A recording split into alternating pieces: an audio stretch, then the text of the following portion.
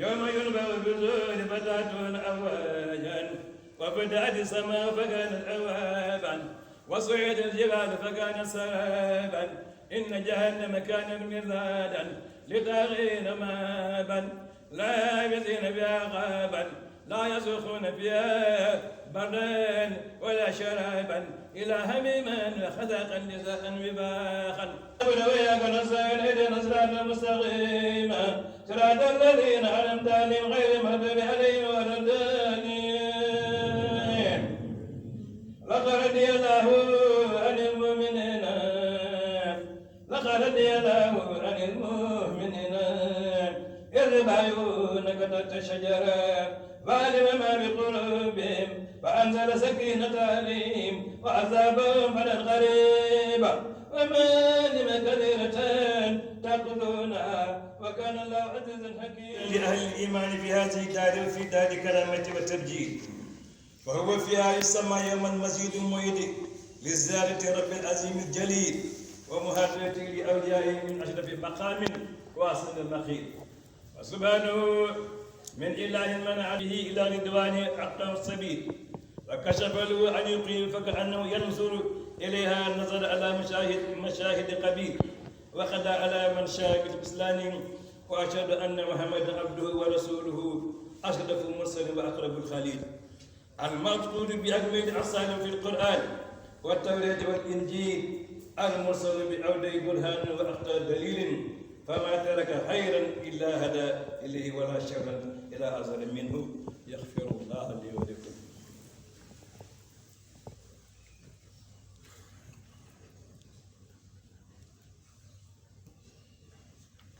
أيها الأخوات في الله وأنه قال عدل الله عن يوم الجمعة من كان قبلنا فكان لليهود يوم السبت وللنصارى يوم الأحد فجاء الله بنا فهدانا ليوم الجمعة وأن صلى الله عليه وسلم أنه قال من أفضل أيامكم يوم الجمعة فيه خلق آدم وفيه قبض وفيه نفقة وفيه سبقة وفيه طول آبار الأمة على نبيها صلى الله عليه وسلم وقال أيضا خير يوم طلعت عليه الشمس يوم الجمعة فيه خلق آدم وفيه أدخل الجنة وفيه أهبط منها وفيه تيبي وفيه تقوم الساعة سبحانه وتعالى جل جلاله وعز كماله وهو على كل شيء قدير بول بماغبوبو ما ينتبه صلى الله عليه وسلم كادو بري اك avantage بري من لان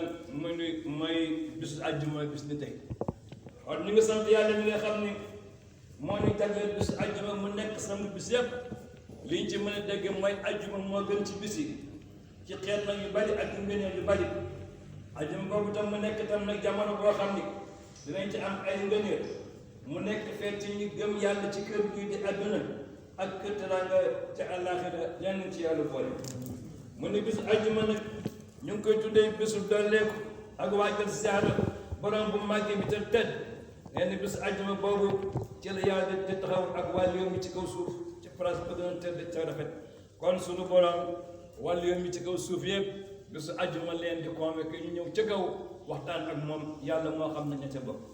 wa subhanahu tudd naa sell borom bi nga xam ne mooy xéewal ku ko neex may la tawfiya wan la yokku ngërëm daan nañ yàlla boole ci ñu muy gërëm yi wu ñu la lépp loo xam ne dafa nëbbu woon ba ko mën a xool jaamam boobu nag mu nangul ko ko bu ko neexee tam ma gàcceel la yaa ngi ci yàlla musal kon yonent yàlla Muhammad sallallahu alayhi wa sallam moo gën a tedd ci yàlla yónni moo ko gën a jege ci ñi mu yónni moom la yàlla matal ci melakaan ya gën a mat ci alquran ak tawreet ak injil kon ñu dégg ci téere jiitu alquran yëpp annoncé woon nañu yonent baa ngi ñëw yonent ko jiitu woon yëpp ne yonent woon nañu ngi ñëw moom yonent boobu moom la ñuy yónni teg leer ak lay ba gën a tegtale bàyyiwul benn jiw te jublu ci xeet waaye bàyyiwul benn ñaawteew lu dul ngeen ko métti bu doon kon yonent bi sallallahu alayhi wa sallam nee na xiit yi ci xeet yi jiitu woon nee na sunu borom da leen a wan bu fekkee ni xeet yi jiitu woon mu ni yahudi dañ leen a wan nasaraan dañ leen a wan samedi nasaraan yi ñu wan leen dimanche ñun nag sunu borom nag réservé nag yowmal jumaat mu nekk nag xeetu bis yëpp mu nekk nag sama bis yëpp mu ne bis àjjuma yonent bi nee na bis bi àjjuma ci la ñuy wal bufta ba mooy bis bi nga xam te ni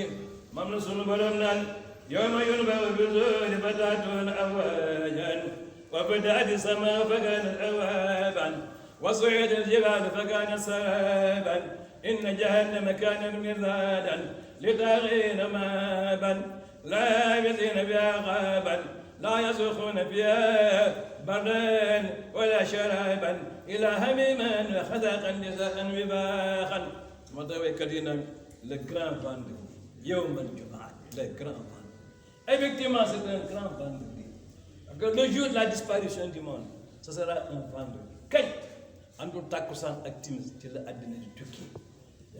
yàlla boole si ñi nga xam ne duñ fekk sax jéggi siraat yàlla nga wax yonent bi ne ko il faut les contenter. am na ñoo xam ne wa bashiri lazina amanu wa amilu salihat anna lahum jannatin tajri min tahtiha al-anhar kullama ruziqu minha min samaratin rizqan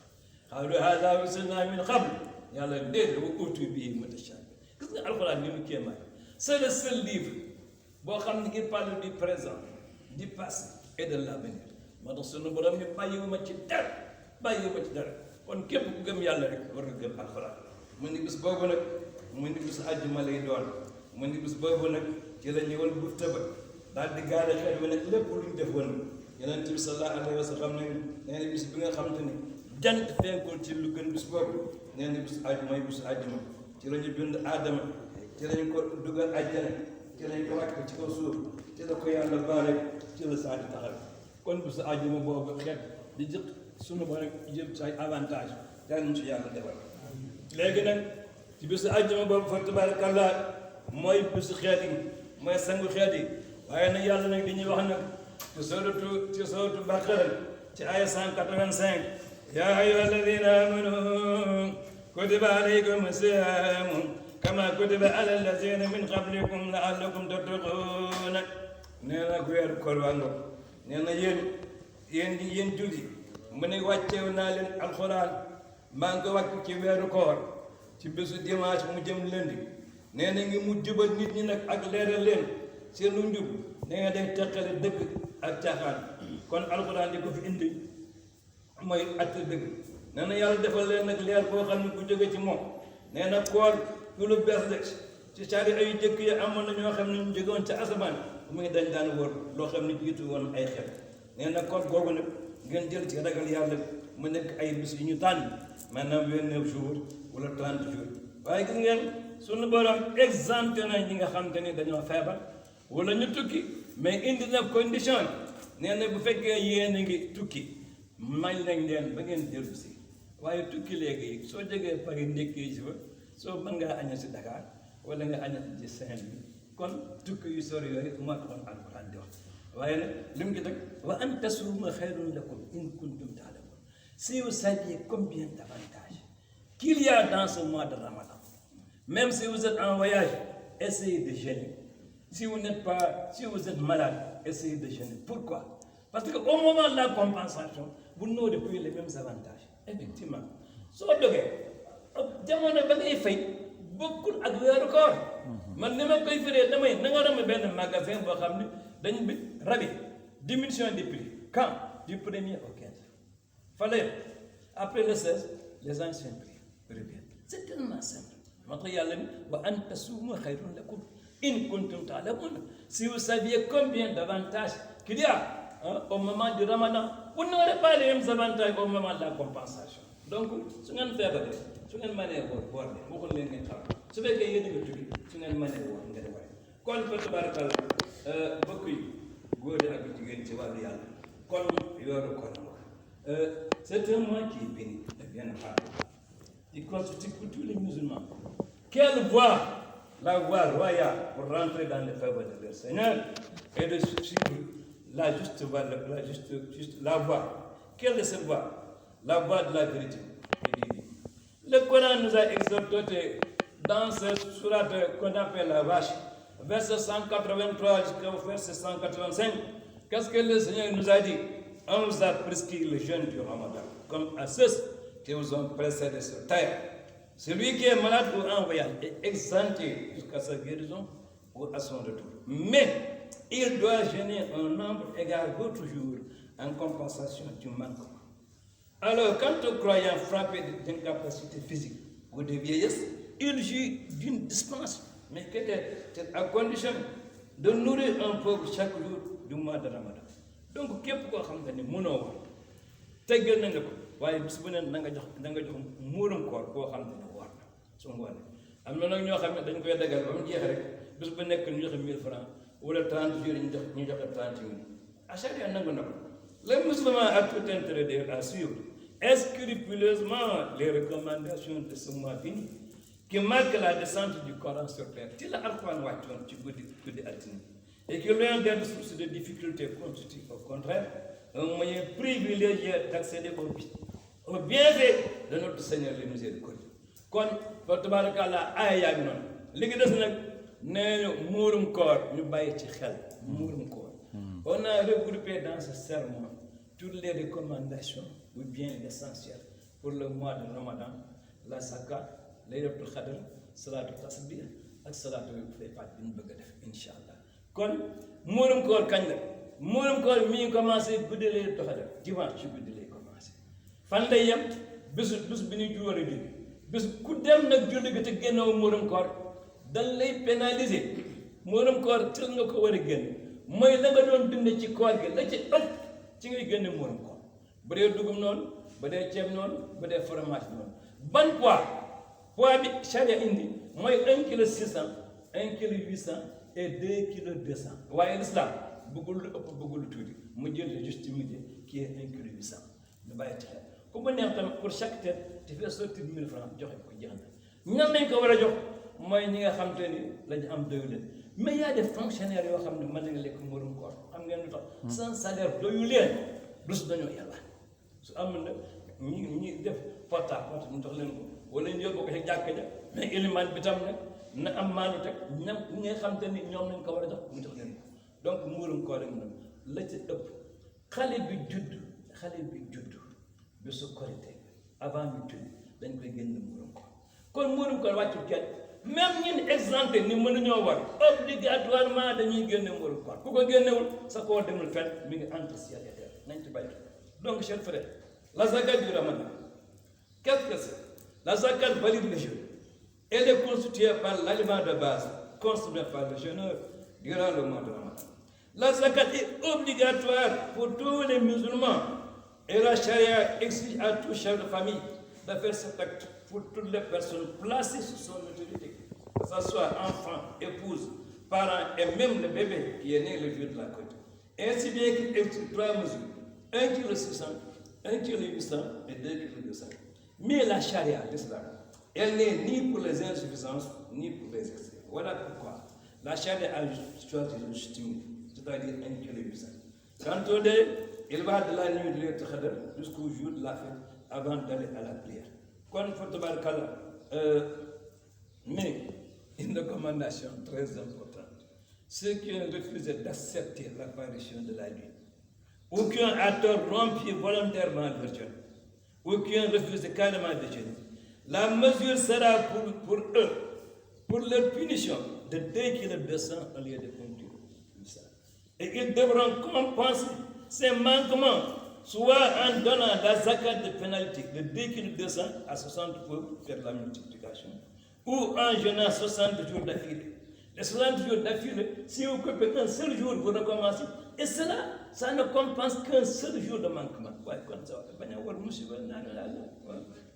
benn fan boo ko dëggee wala nga tey ko 60 pauvres kenn ku nekk 2 kilos 200 wala nga boot 60 jours benn jour boo ko dëggee rek da ngay recommencer. Pourquoi? Parce que punition la kon bu nekkee weer yu feeñ waaye léegi yàlla wax ak a yomb léegi yonent bi wax ak a yomb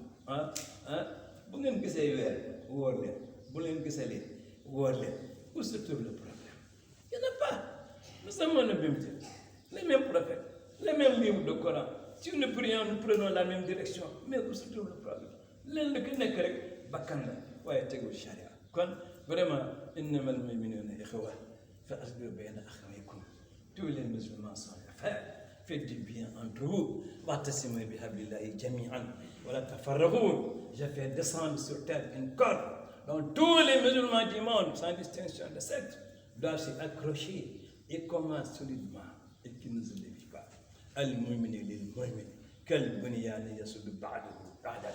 Un musulman avec son frère, avec sa sœur, comment ils doivent se comporter? Ils doivent se coller comme des briques de la fondation du bâtiment jusqu'à la toiture. C'est ça l'union du musulman. Yàlla nañu ko yàlla defal. Kon fa tabarakallah koor gaa nga noonu koy ga nag li des nag fay faat mbokk yi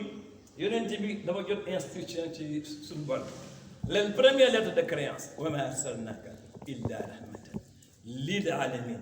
Je vous ai envoyé rien que de la miséricorde. Alors bi mu demee ba nga xam te ni léegi wóolatu bakkanam yàlla ni ko tu te sens au crépuscule de ta vie mu ni ko waaw mu ni ko je vais te donner des récompenses et des avantages que toi transmettre à ton peuple. Foofu la fay faat wàcc léegi foofu la fay faat wàcc ndax doomu aadama day fàtte te tam xam-xamam yaatuwul moo tax nag yàlla nag mottali ko julli yi nga xam te ni faatoon na ko li olof di wax faat mooy compenser da nga faatoo léegi nga compenser fay faat julli gu kéemaane ndax du farata sunna la waaye sunna la boo xam ne mën na compenser farata. Pourquoi? Benn jour da nga lay intervenir le dernier vendredi du mois de Ramadan xam nga bis bii tey incha allah en 2021 kenn du ko war sinon on va jeûner 31 jours. Donc aujourd'hui c'est le dernier vendredi incha allah du mois de Ramadan. Aujourd'hui, n'est-ce pas? C'est le 24 du mois de Ramadan. On ne va pas jeûner 31 jours. Donc on va déjeuner le jeudi ou le vendredi prochain. Kon ci loolu ñu ko solo bay Abi Hurayra te indi na ko nee na yonent bi indi na fay faat Ousmane bon Affan fa tabarakallah nee na man de yonent bi woon na ba ma ñëw mu ne yàlla jox na ma avantage boo xam te ni ku julli lii ku def lii ja ajjuma jum ci weeru ko nga def ñeenti rakk ba ne gannaaw faati yaa ngi ci jàng inna anzalnaahu 15 inna ataynaaka kawsara 15 ba ñeenti rakk yam mu ne boo pare su fekkoon toog nga junni téeméeri at yoo xam ne julli woo wala julli ay yàqu dina ko compenser waaye mbokk yu góor yi ak jigéen ci wàllu yàlla néew na kenn mu lànk bañ a julli naan ba fay faatee ba fay faatoo dara xam nga sax di nga ko fay képp des fay faat xam nga lu muy def julli bu yàqu wala nga ànd sobe ci sa yére wala fageetu te yëgoo ko loolu lay compenser. waaw Seydina Alioune mi nga xam ni yonent bi daan wax naa ana baytul ilmi wa Alioune baba je suis la maison de savoir mais Alioune c'est la porte. nee na yonent bi nee na juróomi téeméeri at soo ko toogoon julliwu génn julli mën na compenser. Aïcha nag moom mi nga xam ni kuy am xam-xam te jigéen yonent bi moo la ko ëppale ndax soo na ñaari junni addis moom nee na waxuma mais yonent bi nee na junni at yëpp mën na ko compenser. Abbas nag nee na da ngay daf di nga compenser wala sa xeetu la ak sa xeetu baay kon wa tabarakallah julli fay faat bi mu ngi noonu comme ça tasbih waaw ñi nangu saa tasbih war nañu mën nangu julli fay faat parce que ñoom la yonent bi boole sallallahu alayhi wa sallam téere yu ko indi yëpp nag nañ jël note ñi ko bëgg a xam nañ jël note am na téere bu ñu wax Jawaahiru xam page 44 Jawaahiru xam page 44 benn nit yàlla boo xam taaliba Cheikh bu tudd Cheikh Ibn Arabi taaliba Cheikh indi na ko ci Jawaahiru xam si am na benn téere bu ñuy wax Miftaah Saadati Abadi Cheikh Alhaji Aboubacar Fouti c'est un Africain il faut bokk na ñi nga xam ne ñoo doon accompagner Cheikh Oumar taaliba Cheikh indi na ko page 126 prenez bonne note am na benn téere bu ñuy wax Jaami Ibnu Mashrik ci ko liggéey Ibnu Mashrik tudd moom tam frat page 144 indi na ci li nga xam te ni may fay faat kon mbokk yi ba tabarakallah xutba baa ngoon fay faat mu noonu zakat baa ngi noonu ba tabarakallah sa tasbih bi incha allah bu ko yàlla dogalee bu nu ko yàlla may yàlla ñu ko yàlla may ci guddi laylatul xadar bu xadar ñun nañ ko daan organiser duñ ko organiser noonu waaye nag lii def incha allah bu ñëwee 9h naafila ba pare def saa tasbih am nañu bari saa tasbih bi maa ngi fi indi bés bi waaye doomu aadama lan moo koy gàllankoor bakkaar mais julli boo xam ne boo ko jullee bakkaar say far sa bakkaar dafay naan ni mboob maanaam këyit yoo nga teg ko sotti ci essence na muy gaayu boo ko taalee na muy gaayu noonu la gaayu ci far bakkaar yonent bi indi na ko kon nag ñu bari donc na leer ci organiser woon laylatul xadar mu ngi ko daan organiser mais dina ñëw ci jàkka ji incha allah na war a dem ba bëgg nga ñëw ànd ak ñun ci lool bu ñëwee bu naati la den def sa tas bi waxtaan ci guddi gi ay une heure de temps libéré mbooloo bi ñëpp nag kenn ku nekk nag nga dem sa kër continuer nga def say ñaan ba tabaarkalla yal na ko yàlla boole. xutba bi nag c'est un xutba spécial ngeen jégoon mais c'est un normal parce que circonstance oblige julli fay fàtte bi ñu ubbee yàggul fa tabaarkalla donc il faut que ñu expliquer nit ñi lan mooy weeru koor lan mooy muurum koor lan mooy laylatul xadar lan mooy saa tasbiih lan mooy julli fay fàtte donc raison yaa ngi nii kon nag yal na yàlla faj aajo biir yal na yàlla faj aajo biti suñu mbokk yi fi jógee fa tabaarkalla on a perdu de grands hommes vraiment de très grands hommes tels que El Hadj Sène tels que Mamadou Aliou Ndiaye de grands hommes vraiment si je le revois encore maa ngi xool place yi daan toog Aliou Ndiaye derrière El Hadj Sène au milieu dans ce haut ci collé ci miir bi ànd mu tey jii sont super sont de très grands hommes mais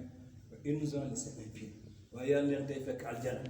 lépp la fekk laaxira leen fekk ربنا إننا سمعنا مناديا ينادي للإيمان أن آمنوا بربكم فآمنا ربنا فاغفر لنا ذنوبنا وكفر عنا سيئاتنا وتوفنا مع الأبرار ربنا وآتنا ما وعدتنا على رسولك ولا تخزنا يوم القيامة إنك لا تخلف الميعاد يغفر الله لي ولكم بسم الله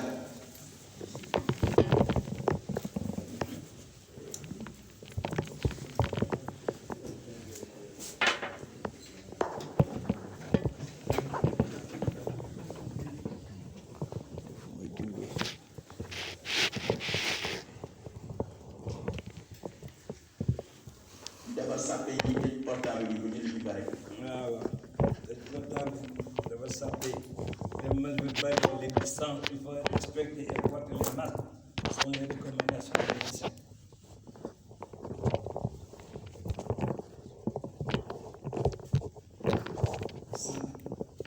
الله أكبر الله أكبر وأشهد أن لا إله إلا الله وأشهد أن محمد رسول الله حي على الصلاة حي على الفلاح قد قامت صلاة الله أكبر الله أكبر لا إله إلا الله سيدنا محمد رسول الله الله أكبر بسم الله الرحمن الرحيم الحمد لله رب العالمين الرحمن الرحيم مالك يوم الدين إياك نعبد وإياك نستعين اهدنا الصراط المستقيم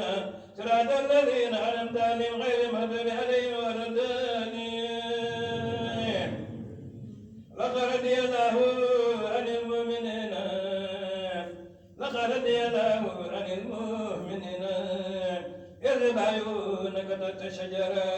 فعلم ما بقلوبهم فأنزل سكينة عليهم وعذابهم فلا قريبا ومغانم كثيرة تأخذونها وكان الله عزيزا حكيما وعدكم الله مغانم كثيرة تأخذونها فعجل لكم هذه وكف أيدي الناس عنكم وليكن آية للمؤمنين ويأتيكم صراطا مستقيما وأخرى لم تقدروا عليها قد آتى الله بها وكان الله على كل شيء قديرا ولو خاتم لكم الذين كفروا لولا أدبار ثم لا يجدون وليا ولا نصيرا سنة الله التي قد خلت من قبل ولن تجد لسنة الله تبديلا وهو الذي كفى أيديهم عنكم وأيديكم عنا ببطن مكة من بعد أن أظفركم عليهم وكان الله بما تعملون بصيرا الله أكبر الله أكبر الله لمن حمده ربنا ولك الحمد الله أكبر الله أكبر الله أكبر الله أكبر الله أكبر الله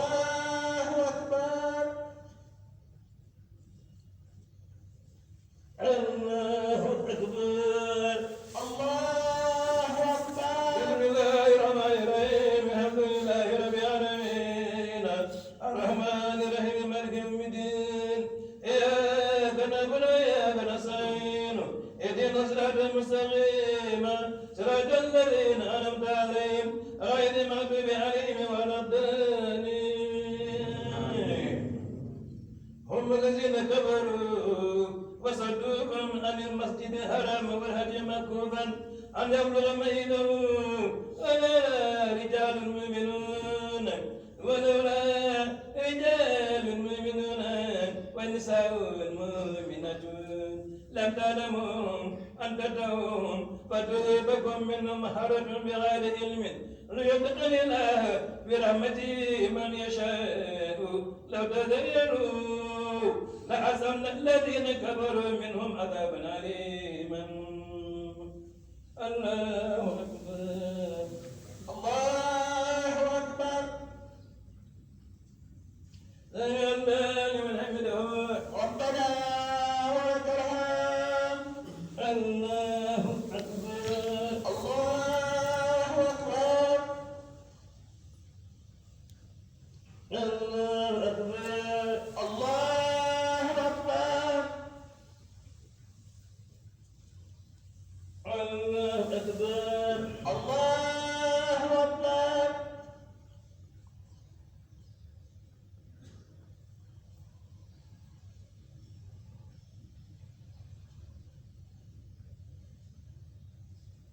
الله أكبر الله أكبر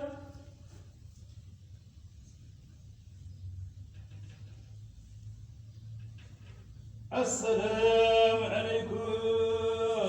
السلام عليكم السلام عليكم السلام عليكم ورحمة الله